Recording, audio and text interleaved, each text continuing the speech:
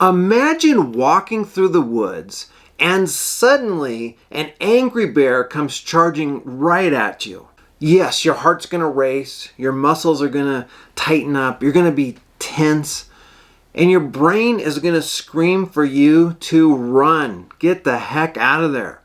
In that moment, if I gave you a book to read, could you sit down and read it? Of course not, because your brain isn't in learning mode, it's in survival mode. Imagine your child trying to read. It's at school, there's a reading lesson, and every time they've struggled, every time they've felt confused or embarrassed, their brain recorded it as the same stress response as if you were being chased by a bear.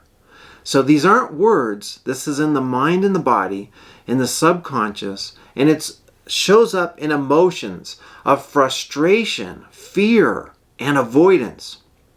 Over time, these moments build into hidden triggers, tiny automatic signals in the nervous system that whisper, reading isn't safe for me.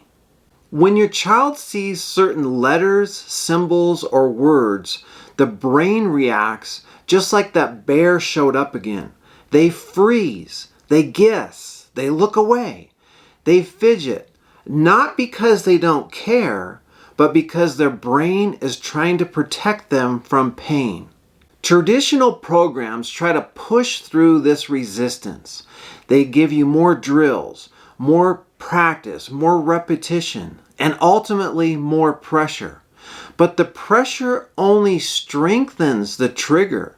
It teaches the brain that reading certainly does equal stress. And that's why so many kids who can sound out words in isolation fall apart when they are asked to read a sentence or a story. Their system is still locked in that defensive mode. Let me show you what that feels like. This is what you see when your child reads. Sarah sat beside her daughter, listening to the soft whisper of pages turning. She wanted to help but didn't know how. She hoped, just once, to see her little girl's eyes light up when the words finally made sense. Now, here's what your child might actually be seeing and experiencing internally as they're processing this. That's really hard to read, isn't it? That's what your child might be seeing internally every time they open a book or try to read a passage. Because it's not that they lack ability, it's that their brain is trying to keep them safe from all these triggers. For many parents, this is the moment they finally see what their child experiences and feels. And once you see this, you can't unsee it. That's why the trigger release method is so different.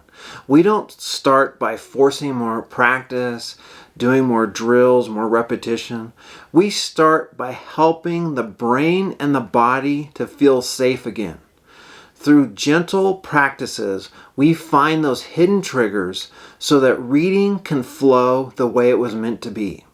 When the survival response is turned off, the learning system can be turned on. And suddenly, your child who had struggled to read, they can sit, focus, and actually enjoy what they're reading. Here's how it works. Step 1, identify the hidden triggers. We uncover the moments where learning first becomes stressful. Step 2, release them through gentle practices where we can retrain the brain's response. Step 3, restore natural reading flow.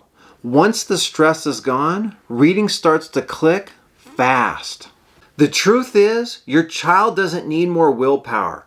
They simply need relief. Because once the brain stops fighting itself and the tension is relieved, learning can happen fast. That's the power of the trigger release method, helping your child catch up fast and feeling confident again.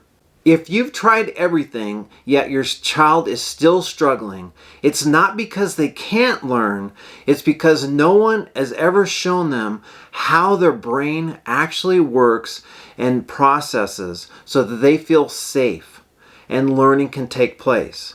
That's what we do at Better Solution. Visit bettersolution.me to learn how the trigger release method can help your child catch up fast and feel confident again.